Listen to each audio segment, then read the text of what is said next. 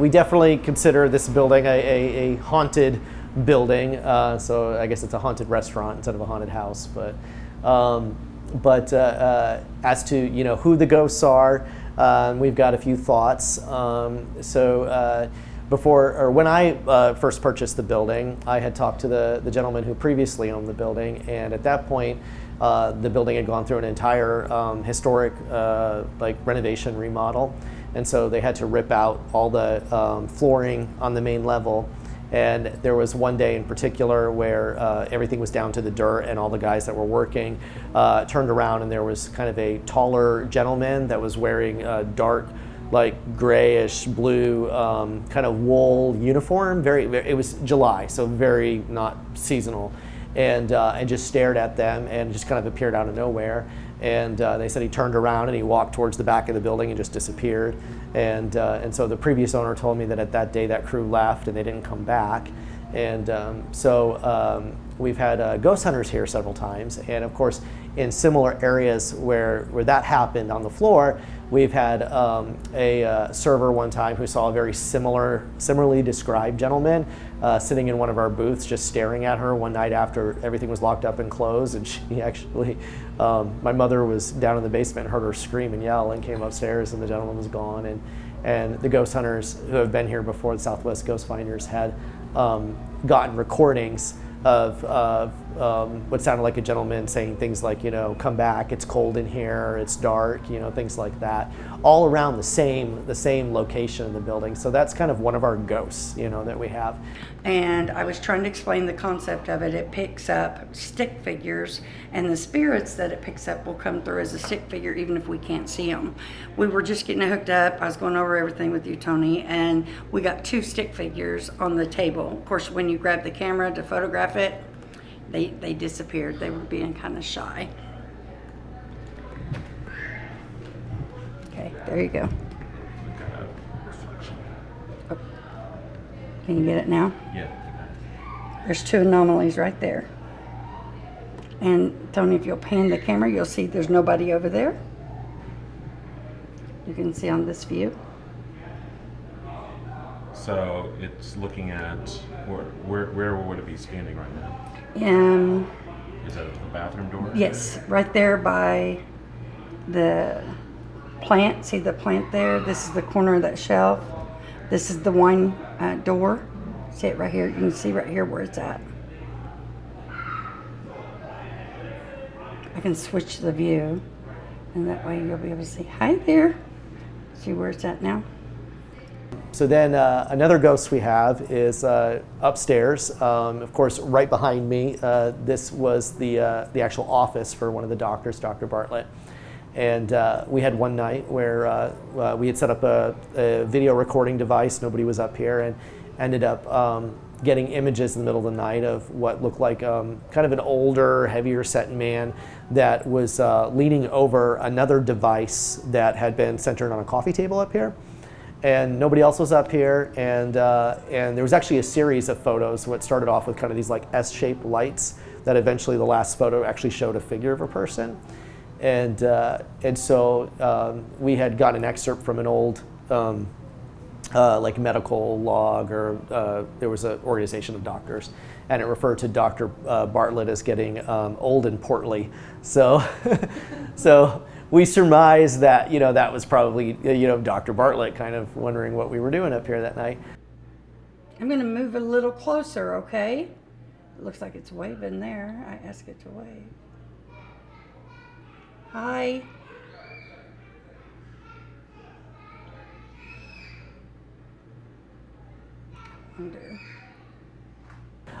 The other thing is we've had lots of customers and employees that have heard and seen evidence of 2 little girls running around upstairs.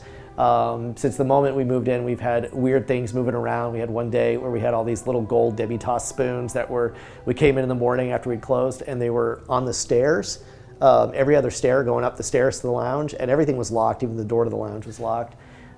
We've had, you come in early in the morning and you hear what sounds like giggling, running around up here. Before we had finished off this back side of the building, we used to have these big curtains here and kept storage back there. and we'd have guests and customers say that, that they would see little girls peeking out from behind the curtains, and this would happen on a regular basis. We had an employee one time that was up here by himself and heard, what sounded like a little girl's voice go, "That's Tyler, I like him," and that freaked him out, and he ran off. So again, we had the ghost finders up here, and we did this little asking questions with, it was kind of like metal rods that went back and forth, and came up with this story of two little girls, Elsie and Evie, that one of them had a broken leg, and they'd come in off the train. So back in the 1800s, this would have been the first doctor's office up here. So maybe they came off the train, and one of the girls didn't unfortunately make it, or something happened at that time. But those are kind of the ghosts that we figured out in the building, and certain times of the year there's definitely a lot more activity, and then other times of the year it seems like there'll be nothing for months. But getting closer to October, we usually tend to have a little more activity. So when we first got the building, it was the first day we came in. We opened the door, and there was this piece of wood that was on the floor, and it was burnt, and it was very decorative. So it looked like it might have been part of the molding, and it's a beautiful building, so there's a lot of decorative molding. We looked around and we tried to see where the wood fit, and we couldn't find anywhere. So I had a table there, and I put the wood on the table. And then the next day we came in, and it was back on the floor in the exact same spot. So at that point, I picked the piece of wood up, I went to the very back of the building, we had a huge trash can, and I threw it in the trash can. Third day we came in, and that piece of wood was back in the same spot, the exact same piece of wood. And at that point, my mom was like, "How in the world did that happen?" And I said, "Maybe we have ghosts, maybe they're welcome, they're letting us know, they're here." And, but yeah, she didn't believe at that point. She laughed. And then, it was we might have been in here maybe 3 or 4 months. And at that point, she was looking up the number for the Southwest Ghost Finders and calling up and saying, "Could you please come to our building? We're getting a little freaked out." Yeah. The dog, this is a trigger. Anything come near it and touch it, it's a proximity alarm. It'll go off if something comes near it. Change in EMF, like the REM pod.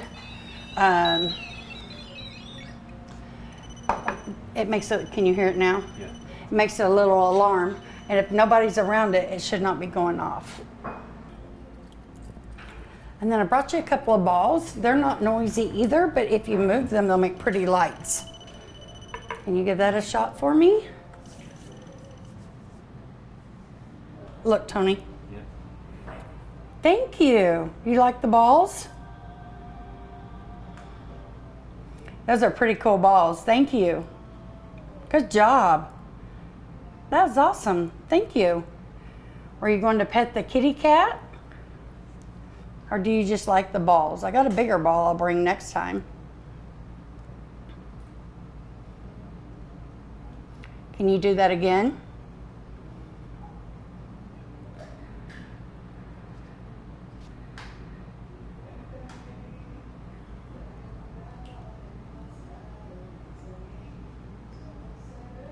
You can pet that puppy too, it won't hurt you. Thank you. Good job.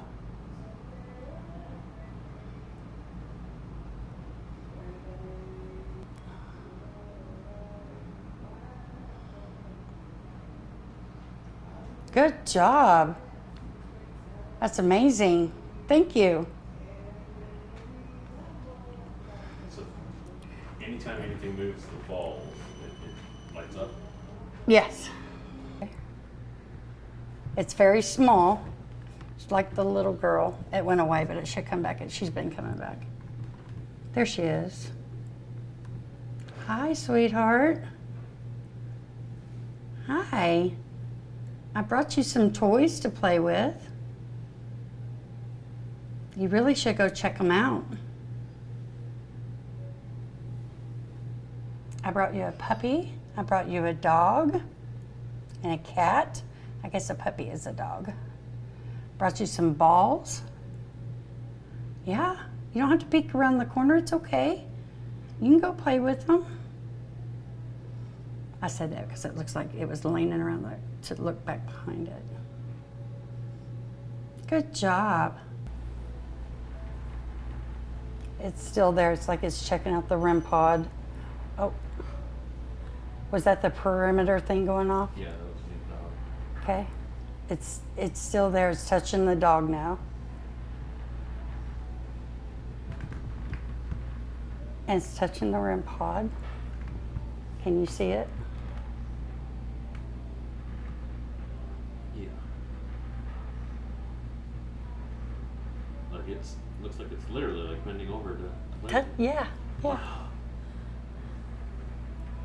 Yes. Awesome. Thank you. Check it out. And the proximity alarm went off once. So that's a positive. So, yeah.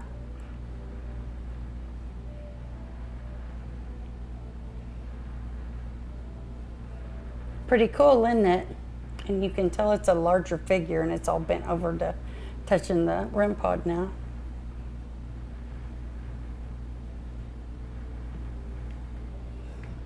It gets heavy, I'm sorry.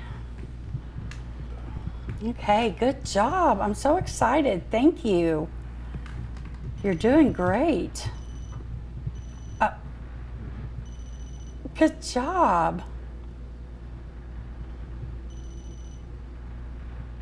And it's correlating with the SLS, it's touching it. Good job. That is amazing. You're doing great. I'm so impressed with you.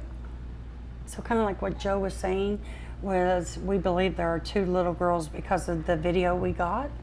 It looked like 2 little girls. Yeah. And anytime we bring in new equipment or they want all the attention, Tony. It's all about them, not about me. Anytime we brought in new equipment or anything, they were very intrigued by it. And so every time we got something new, we'd bring it in and they really liked it. Boo Baby was a big hit. Oh, good job. You're doing so well. Thank you. Thank you for allowing us to be in your presence and showing us. Good job. Good job.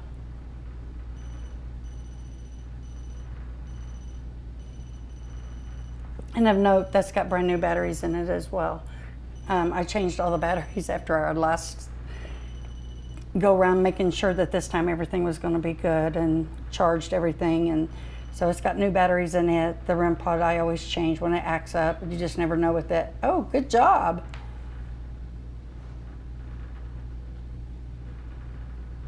Anything on yours? Nothing on the stick figure. REM pod went off once though. No matter what's going on, when they reach out to someone, it's very real to them, whether it is or not, and you just need to validate, you know, because it's not my place to tell you what you're experiencing isn't real. I'm just telling you what I found and what I don't. Cafe Cusco, on the other hand, is very much, I do say, is haunted, because it is. Oh yeah, I love my ghosts. Yeah, absolutely.